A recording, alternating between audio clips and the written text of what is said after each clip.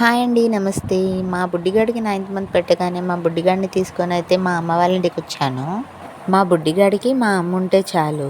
ఎంతసేపు మా అమ్మ చుట్టే తిరుగుతూ ఉంటాడు. నేను అంతే. చిన్నప్పుడు హాలిడేస్ ఇవ్వగానే అమ్మమ్మ వాళ్ళ ఇంటికెళ్తానని చెప్పి మారం చేసేదాన్ని.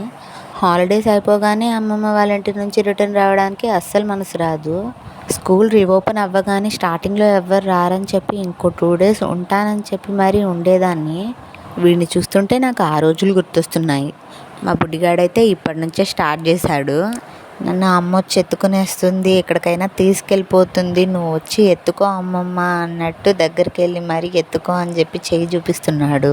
మా బుడ్డిగాడు మా అమ్మని ఒక్క పని చేసుకోనివ్వడం లేదని బాలకృష్ణుడికి యశోదమ్మ ఎటువంటి పనిష్మెంట్ అయితే ఇచ్చిందో నేను నా కన్నయ్యకి అటువంటి పనిష్మెంటే ఇచ్చాను. అప్పటికి వాడు కామ్ అవ్వలేదు. మా అమ్మని చూసుకుంటూ అడ్జస్ట్ అయిపోయాడు.